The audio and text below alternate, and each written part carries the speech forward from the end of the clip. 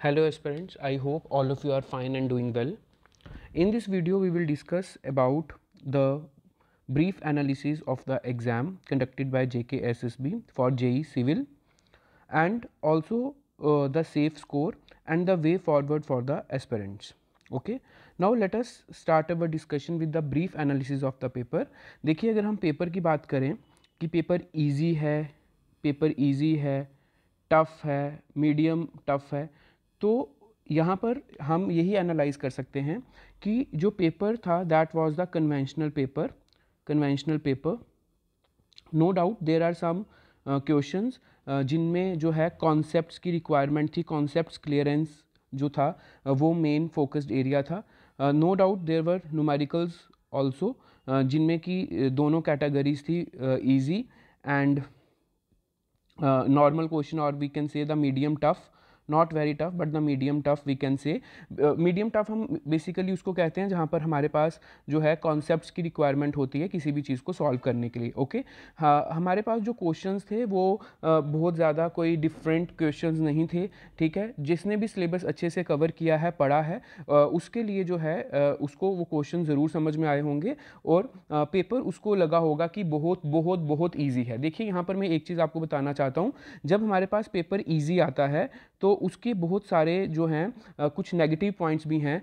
एक सबसे पहले इजी पेपर में हमें ज़्यादा कन्फ्यूजन हो जाता है क्योंकि हम बहुत ज़्यादा ओवर एक्साइटेड हो जाते हैं देख के, क्योंकि देखने से वो चीज़ें आसान लगती हैं लेकिन जब हम उन क्वेश्चंस को करने पे आते हैं तो हम ऑप्शंस में जो है कंफ्यूज हो सकते हैं जिसकी वजह से हमारे क्वेश्चंस गलत होते हैं.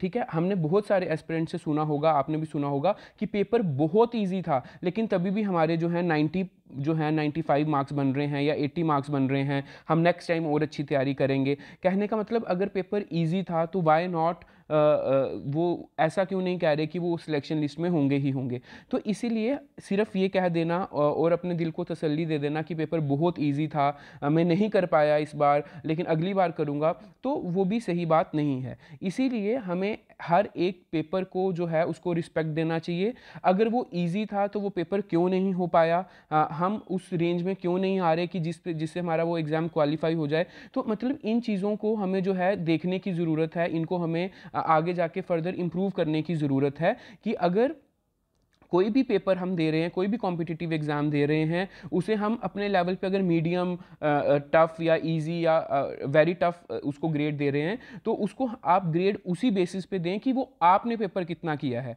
ठीक है, सिर्फ इस चीज़ पे उसको ग्रेडिंग मत दें कि किसी के कहने पे या आपको देखने से वो आसान लग रहा है. कभी कभी हमें देखने से पेपर बहुत आसान लगते हैं, हमें लगता है कि यार ये तो मैं अगर थोड़ा सा और पढ़ के चला जाता तो मेरा हो जाता, तो वो बिल्कुल चीज़ नहीं होनी चाहिए.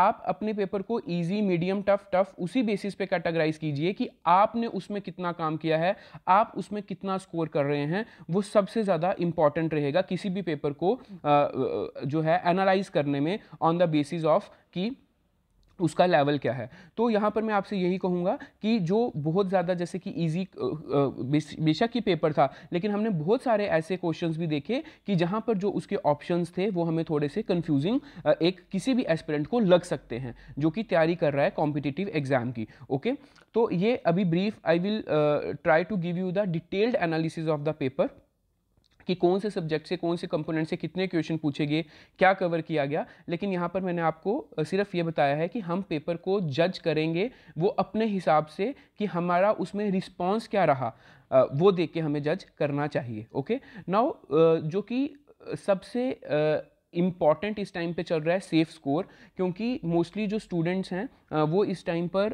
अपना एनालाइज अपने आप को करना चाहते हैं कि whether they should prepare for the next examination, जो आने वाले पेपर्स हैं उनके लिए करना चाहिए या इसमें उनका सिलेक्शन हो जाएगा.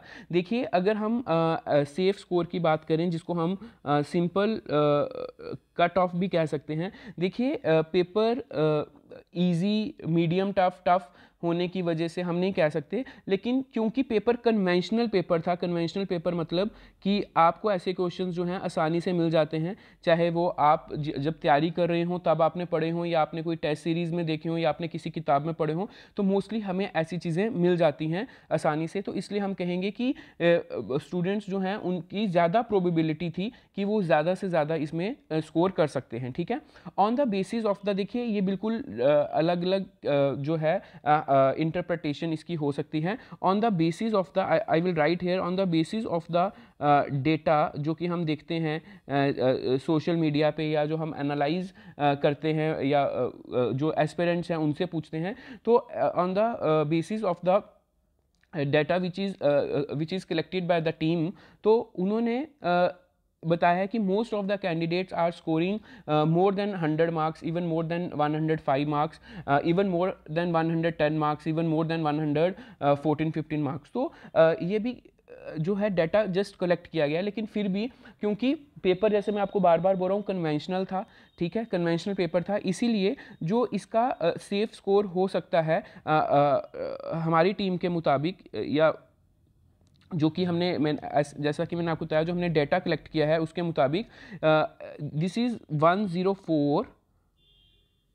±3, इसके बीच में जो है हमारा जो है कट ऑफ के मार्क्स जा सकते हैं according to the number of post. This is for the, I am writing this for the general category open merit you can say, okay. So जो रेंज बनती है that is 101 to 107, this is basically the range कि जिसमें कि cut off हो सकता है general category के लिए। अगर आप बात करें किसी दूसरी कैटेगरी के लिए, उसमें भी आई वुड से दैट 94 ±3 हो सकता है, जो कि रेंज बनेगा 91 to 97, okay. This is for any category, okay. ज़्यादा डिफरेंस नहीं होगा रेंज में, बट ये कट ऑफ हो सकता है, ओके। तो 101 to 107, 91 to 97 for the general category as well as the other categories, ये एक कट ऑफ रेंज हो सकता है, ओके। अब हो सकता है कि कट ऑफ इससे कम भी चला जाए, इस रेंज से नीचे भी चला जाए, और हो सकता है कि कट ऑफ इस रेंज से ऊपर भी चला जाए, but on the basis of the, as I told you, the data received from the various sources, this may be the cut off for this JEE Civil 2022 exam, okay. Now the main thing is what should be the way forward, okay. क्या आगे अब क्या होना चाहिए, देखिए there is one suggestion that you should not, you know, आपको जो है अपनी स्टडीज़ को रेस्ट पे नहीं लाना चाहिए। आप जैसे प्रिपरेशन कर रहे हैं, आप अपनी प्रिपरेशन जो है वो कंटिन्यू रखें, continue your preparation, okay, continue your preparation जब तक एटलीस्ट रिज़ल्ट नहीं आ जाता, ओके। जब तक रिज़ल्ट नहीं आ जाता, आपका जो नेक्स्ट एग्ज़ाम है आप उसके लिए जो है अपनी प्रिपरेशन कंटिन्यू रखें। जो आपका जैसा रूटीन था, जो आपका रूटीन था पहले, उसको आप जो है कैरी आउट रखें, ठीक है। ये मेन सजेशन है। लेकिन जिन लोगों के मार्क्स, जैसे कि मैंने आपको बताए हैं, जो रेंज है 101 to 107, और the other range is being for the category people the range 91 to 97, जिन लोगों के इस रेंज में मार्क्स नहीं बन रहे हैं, उनको मैं रिकमेंड करूँगा कि वो ज़्यादा से ज़्यादा अपनी स्टडी फोकस रखें, ठीक है। बट आपको यहाँ पर डीमोटिवेट होने की ज़रूरत नहीं है, ठीक है। मैंने आपको जैसे पहले भी कहा कि जो कट ऑफ है वो इससे नीचे भी जा सकता है, इससे ऊपर भी जा सकता है, ठीक है। इस रेंज से नीचे भी कट ऑफ जा सकता है, इस रेंज से ऊपर भी कट ऑफ जा सकता है। आप अपने आप को डीमोटिवेट मत कीजिए। यहाँ पर जो टाइम है, जो अभी आपके पास जो टाइम है, वो अपने आप को इम्प्रूव करने का है, क्योंकि आपकी जो किस्मत है वो आपको एक चांस और दे रही है, ठीक है। आगे जैसे अगर पोस्ट एडवर्टाइज होती हैं तो आपने अपनी प्रिपरेशन की हुई है, सिर्फ आपने वहां पर अपनी मिस्टेक्स को जो है वो देखना है, और जो आपसे इस बार मिस्टेक हुई है उसको आपने नेक्स्ट टाइम इंप्रूव करना है। तो इसीलिए यहाँ पर आपको डीमोटिवेट होने की ज़रूरत बिल्कुल भी नहीं है, ठीक है। अगर आप जितना आपने हार्डवर्क किया था, आपका हार्डवर्क वो सेम ही रहेगा, लेकिन यहाँ पर आपको थोड़ा और स्मार्ट वे में, थोड़ा और कॉन्फिडेंस से, और जो भी आपको लगता है कि आपसे इस बार मिस्टेक हुई है, चाहे वो आपकी प्रैक्टिस में कमी थी, चाहे वो आपका रिवीजन में कमी थी, मोस्ट ऑफ द एस्पिरेंट्स से कि रिवीजन हम सही टाइम पर नहीं कर पाए, या वहाँ पर जो आपको एग्ज़ाम के दौरान आपको जो कोई स्ट्रेस लेवल या कुछ भी, अलग अलग एस्पिरेंट्स के अलग अलग इश्यूज़ हैं, तो आप लोग उस चीज़ पे काम कीजिए। ओके, मैं आपसे फिर एक बार कहूँगा कि कट ऑफ बताने का मतलब ये नहीं है कि यही कट ऑफ रहेगा या यही हमारा एक सेफ स्कोर रहेगा, ऐसा बिल्कुल भी नहीं है। ओके, ये जस्ट एक रेंज है जो कि प्रिडिक्ट की गई है from various sources, okay, from various aspirants. Okay, इसीलिए आप अपना कॉन्फिडेंस वैसे ही रखिए और आप जैसे प्रिपेयर कर रहे हैं, कर रहे थे, आपने इस एग्ज़ाम के लिए किया है, आप वैसे ही प्रिपेयर कीजिए। Okay, and thank you so much, and I wish all of you best of luck. Thank you so much.